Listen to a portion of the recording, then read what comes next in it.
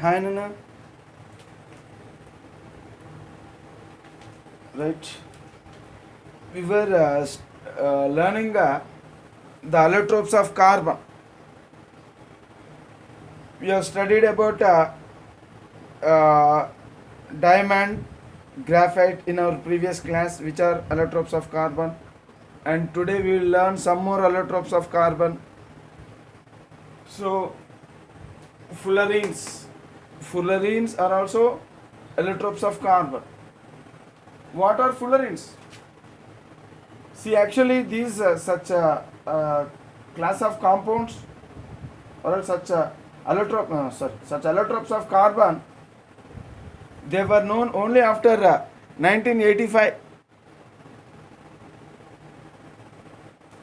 So these fullerenes, any molecule composed entirely of carbon in the form of sphere or ellipsoid or tube, okay, and in many other forms, in many other shapes.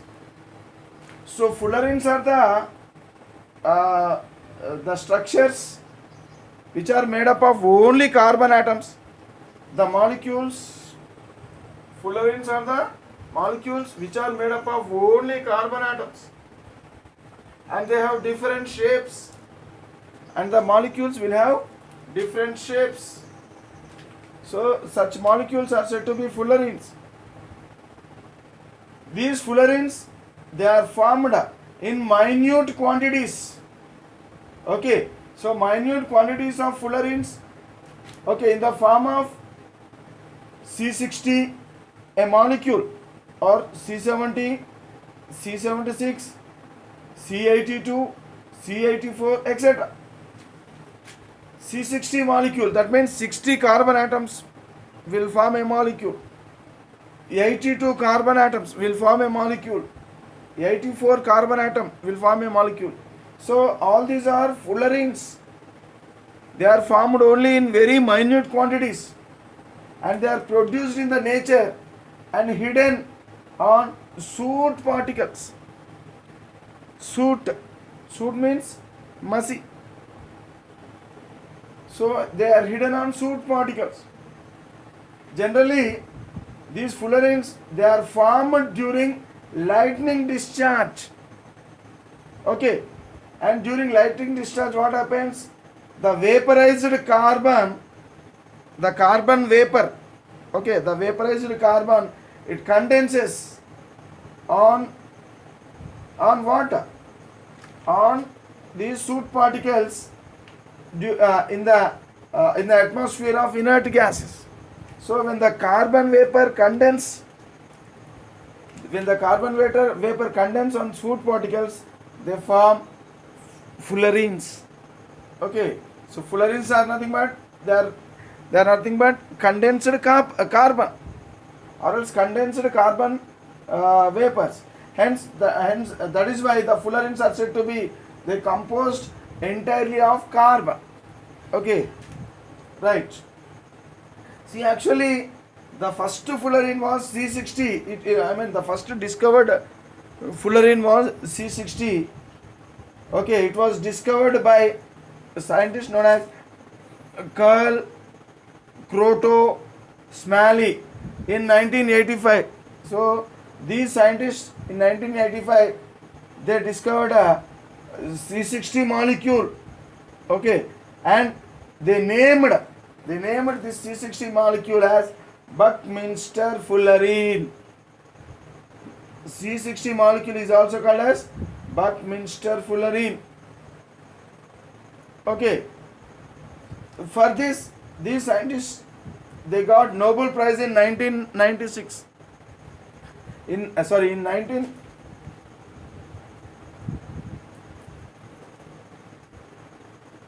okay, in 1996 they got Nobel Prize. In 1985, the first fullerene was discovered, and it is called as Buckminster fullerene. Why the name Buckminster fullerene to this is given to this molecule, C60 molecule? Because this C60 molecule, it is a spherical structure. C60 molecule It is a spherical structure. See, like this. It's a spherical structure. It's a football or else a saucer ball shaped structure. Okay, so it resembles geodesic structure. See, geodesic structures. What are geodesic structures? For the construction of large, large rooms or else big halls, conference halls. Okay, the roof of the conference halls is made up of a dome shaped structure, and that large for the very large dome shaped structure. For example, in Montreal, actually in Montreal, a scientist known as Richard Buckminster Fuller, he has designed this dome shaped hall. Okay, dome shaped roof, a hall with a dome shaped roof. Okay, so this structure is said to be geodesic dome. Geodesic dome. So here Buckminster Fullerene. So Buckminster Fullerene. Here Buckminster Fullerene. So this is a structure. It resembles the dome. As it resembles the dome, which was designed by Richard Buckminster Fuller. So this C60 was given name, okay, to honor this scientist as Buckminster Fullerene. Okay, so the name given to this one is Buckminster Fullerene in order to honor the scientist known as Richard Buckminster Fuller, who designed geodesic dome. Geodesic dome. Okay, in Montreal. Okay, so like this,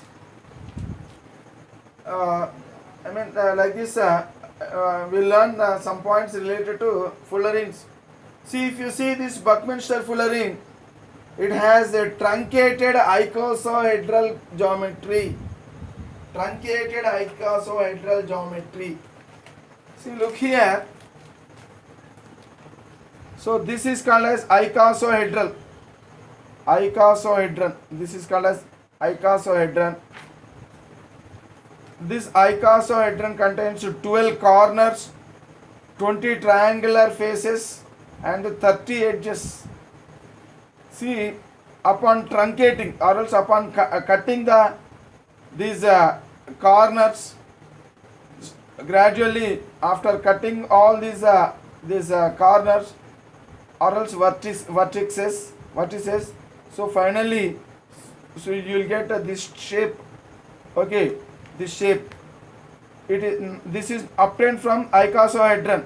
So after truncation or else after cutting the corners and edges, so you will get this structure. Hence this structure is the geometry of this structure is said to be truncated icosahedron. Okay, it is having 60 corners, 12 pentagons, 20 hexagons, and 90 edges.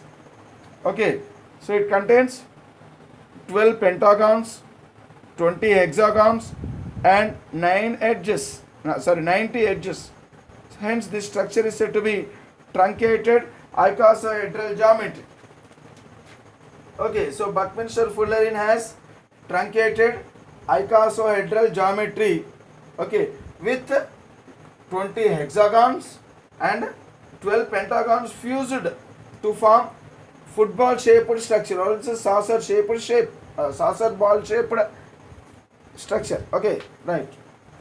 So in which you will find alternate pi bonds. Okay, alternate pi bonds are present. For example,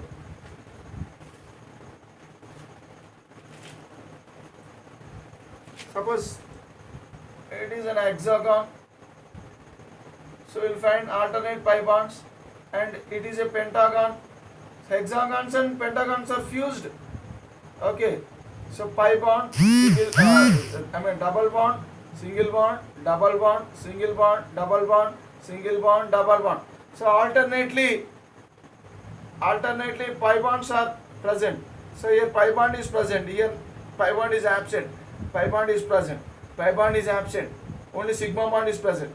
Pi bond and sigma bonds are present, only sigma bond, pi bond and sigma bond. So alternately, so pi bonds are present. Okay, in such structure, what happens? Hexagonal hexagons and pentagons, they fused, okay, to form saucer ball shaped structure known as C60 molecule or else Buckminster fullerene. Right.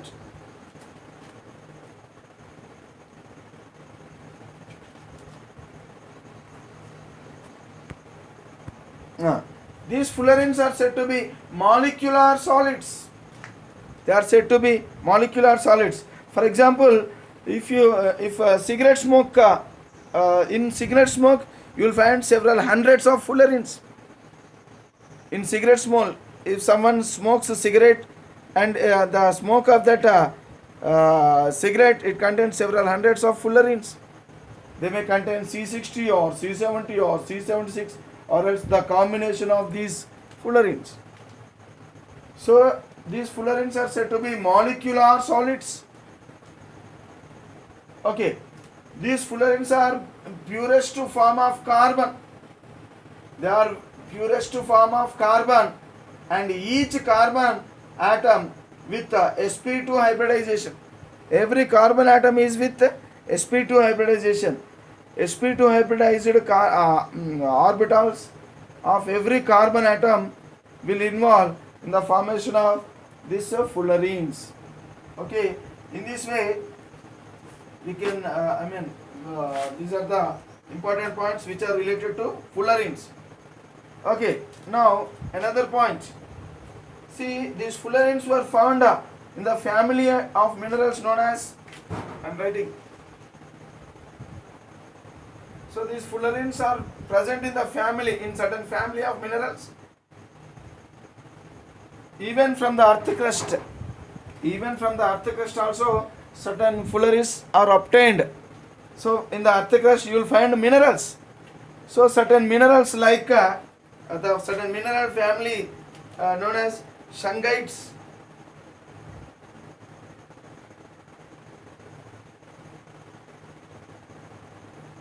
Shungites. Okay, in Karelia. In Karelia, okay, in Karelia, Russia. This Karelia is present in Russia. So in Russia you will find even in the earth crust also you will find fullerenes. Okay, so in earth crust you will find minerals. These minerals, okay, the minerals, certain minerals they contains fullerenes, and these minerals belong to family known as shungites. Okay, the mineral family known as shungites. So such minerals, okay, such mineral family shungites, it is present in Russia. Okay, in the earth crust of Russia, particularly at a place known as Karelia. So you will find fullerenes. That means in the earth crust also, in the form of minerals, these fullerenes are available, but only at this place. Okay, and in 2010. One more point about this fullerenes.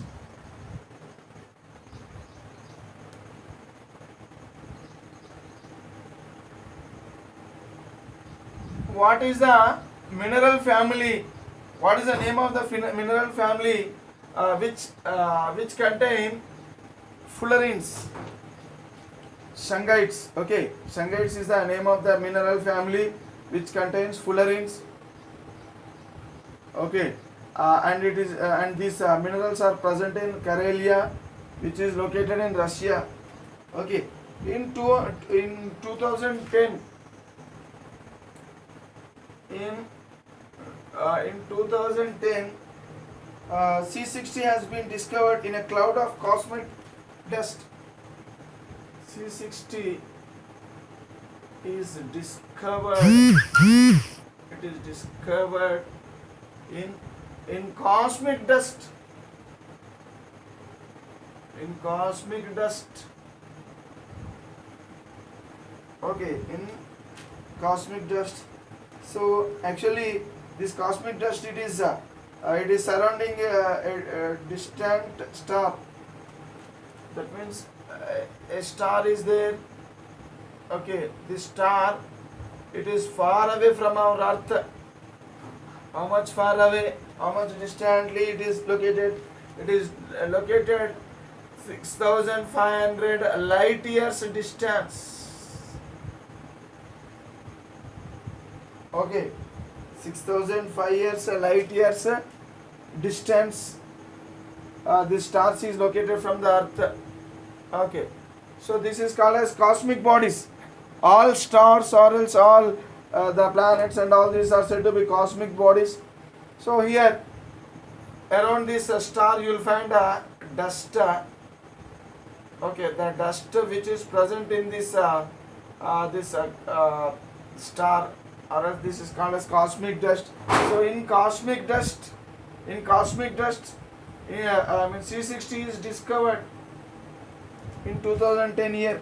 Okay, so this is also the latest important point related to fullerenes. Okay, so it is also discovered in the cosmic dust. It is present in the minerals also. Fullerenes are present in the minerals.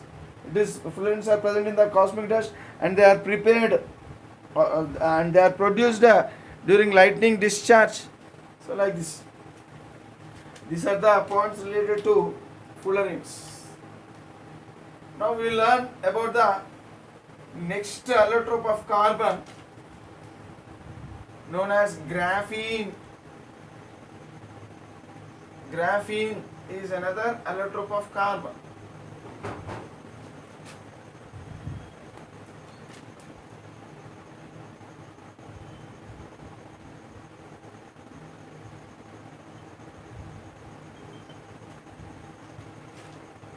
Graphene.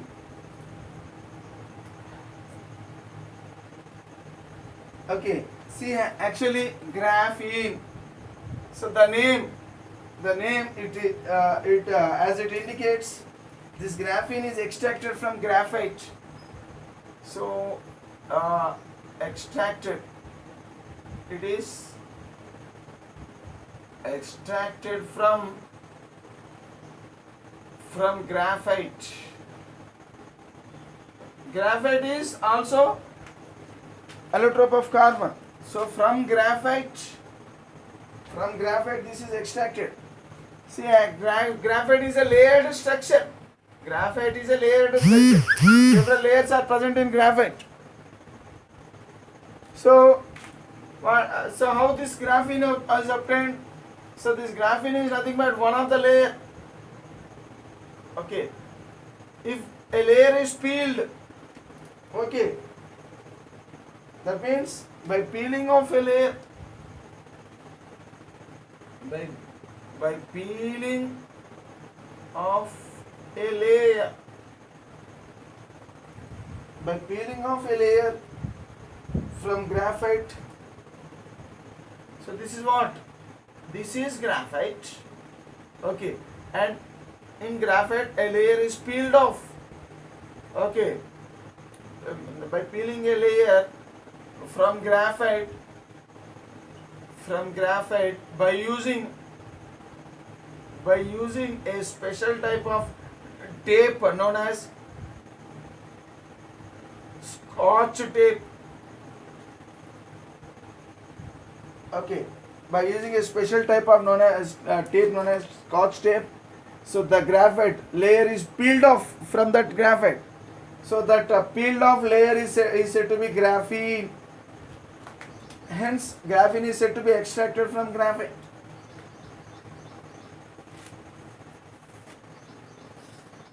Like graphene is entirely composed of carbon atom. Here also, so it contains only carbon atoms. because graphene is obtained from graphite only. Hence, it is also having only carbon atoms. See, suppose if you take a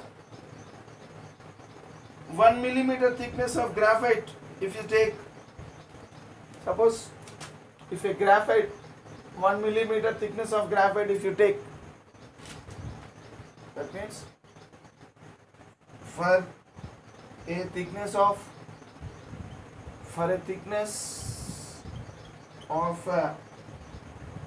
1 millimeter graphite,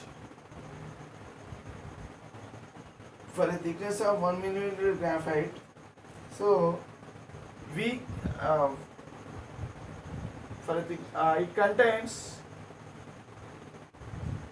it contains nearly 3 millions of graphene layers. 3 millions of graphene layers.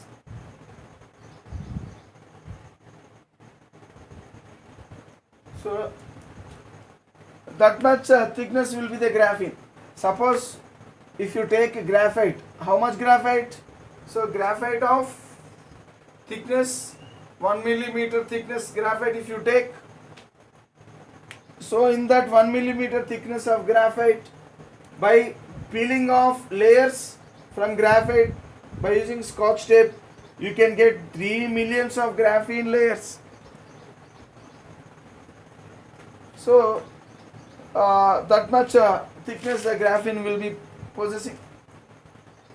Okay, so that means in 1 millimeter thickness of graphite you can get nearly 3 millions of graphene, okay, layers of graphene.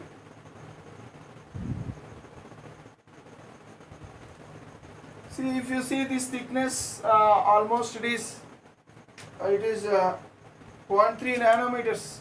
So if you see a thickness of graphene layer, see, I'll show you the diagram. So this is the graphene layer,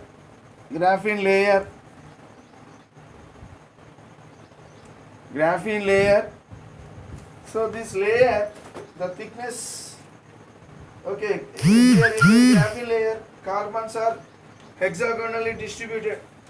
See, carbons. So these are all carbon atoms, the spherical like structures.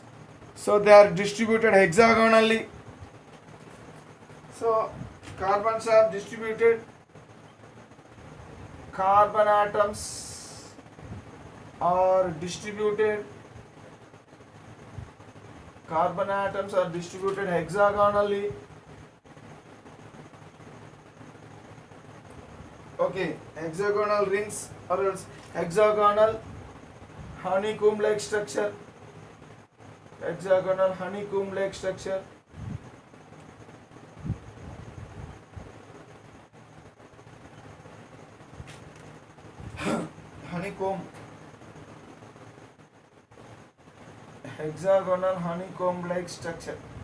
Okay, distributed hexagonal honeycomb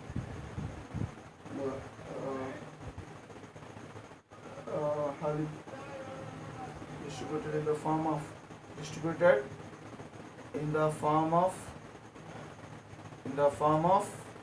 they are distributed in the form of hexagonal honeycomb. Okay, with 0.3 nanometer thickness. So what is the thickness of graphene? 0.3 nanometer. Nanometer means 10 to the power of minus 9 meters. 0.3. That means approximately the thickness of graphene layer is 0.3 into 10 to the power of minus 9 meters. Okay. Right. Now, what is the importance of this graphene? What is the importance of this graphene?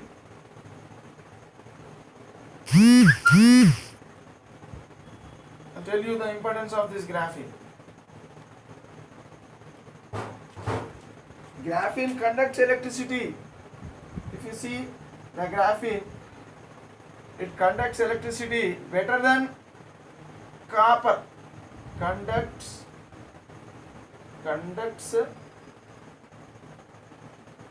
electricity, conducts electricity better than copper. Better than copper. See, actually graphene is made up of what? It is made up of carbon.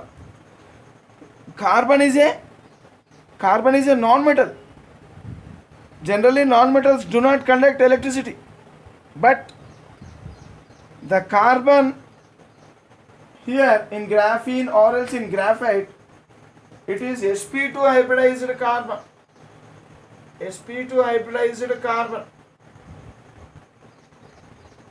sp2 hybridized carbon atoms. Due to the presence of sp2 hybridized carbon atoms, what happens? They contain unhybridized. Carbon atom contain unhybridized p orbitals. Carbon atom contain unhybridized p orbitals. Due to the presence of unhybridized p orbitals, these unhybridized p orbitals, they overlap to form pi bonds. Pi bonds. Pi bonds are weaker bonds. They can break easily. So pi bonds can break easily and forms free electrons. That means a pi bond is formed. So pi bond is between carbon atoms. You will find a pi bond, and this pi bond can be broken easily. So when pi bond is broken easily, so it forms free electrons. Due to the presence of free electrons, what happens? They can conduct electricity. In general, metals only will conduct electricity. But here in this case, graphene or graphite also will conduct electricity, because these graphene or graphite, they contain alternate pi bonds. Okay. So due to the presence of alternate pi bonds, what happens? So pi bond will break and liberates free electrons, and due to the presence of free electrons, so this graphene or graphite is able to conduct electricity. And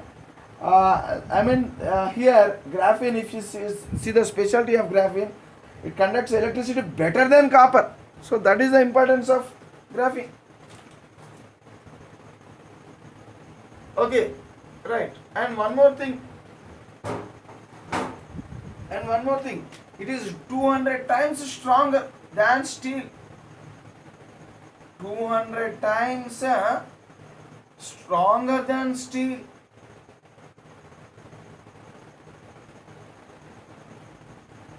Okay, and it is 6 times lighter than steel. 6 times lighter than steel.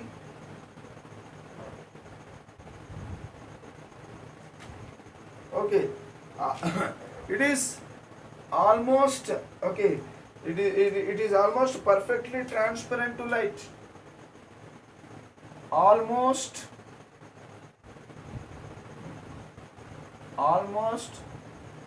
perfectly transparent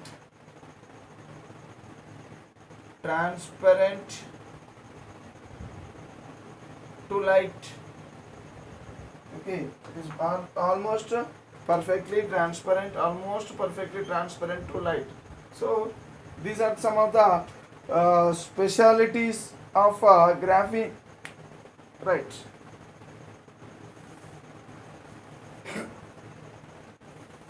See, I forgot to give you one important point related to Buckminster fullerene or else fullerene.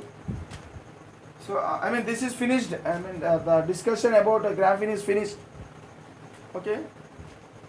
Now we'll learn one more point about Buckminster fullerene, because while discussing about fullerene, I forgot one point. What is that point? See, fullerenes have potential medicinal use.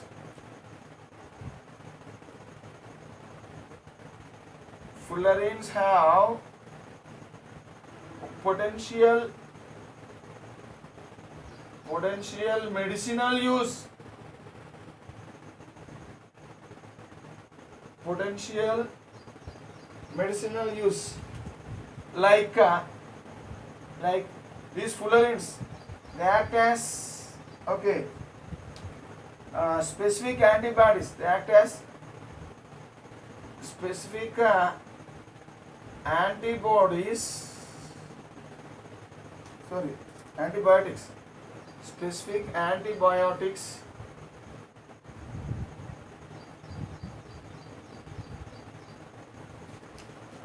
to target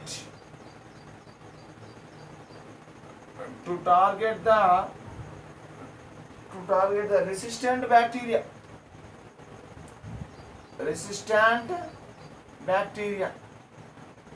Suppose in an organism or else in any living organism, if a bacteria is developed inside it, and this bacteria, it is highly resistant bacteria, so this bacteria, if it is unable to be killed by any medicine, so in order to trace out where this bacteria is present, and in order to kill this bacteria by tracing it out, so in that case these fullerenes are helpful. So these fullerenes will act as a specific antibiotics to target the resistant bacteria. So along with the medicine, these fullerenes are injected into this organism. So what happened? These fullerenes will show a way, will show a path to that medicine, and finally it takes that medicine towards this bacteria, and finally that medicine, it acts on the bacteria and bacteria will be killed. So that means, so these fullerenes act as a specific antibiotics to target the resistant bacteria. And one more thing, these fullerenes can be used to target cancer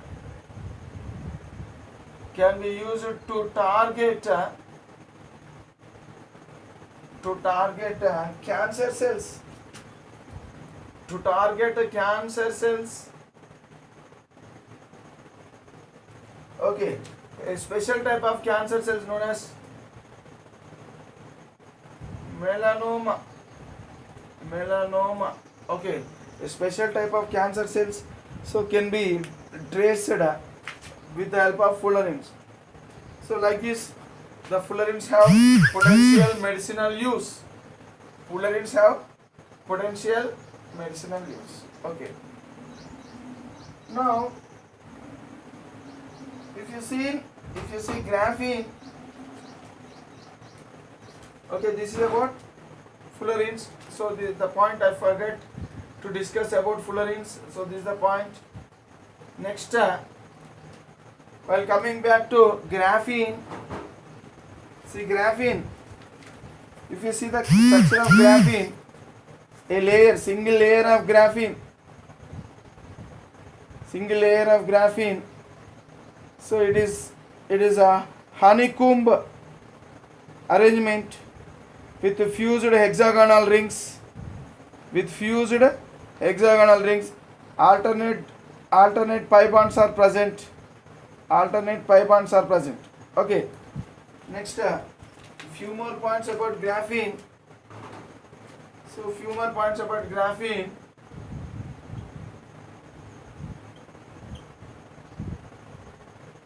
It was isolated by, this graphene is isolated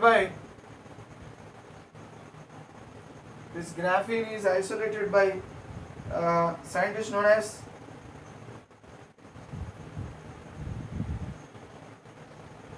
Andre androgen, okay, androgen and Konstantin Nevosilov. Konstantin Nevosilov. Okay. In 2004. So in 2004, this graphene was isolated from graphite. Okay, and this was isolated by scientists known as Andrei Gim and Konstantin Nevosilov. For the isolation of this graphene, so these scientists got a Nobel Prize. They got Nobel Prize. Okay, in 2010. When did they get Nobel Prize? Nobel Prize, okay, was awarded in 2010 for the isolation of graphene, okay, from graphite. Okay, it is a it is a graphene. It is a two-dimensional. It is a two-dimensional. It is a two-dimensional network solid. Two-dimensional network solid structure. Network solid. Okay, graphene is a two-dimensional network solid. Graphene is a two-dimensional network solid. So like this, these are the points related to graphene. Okay, right.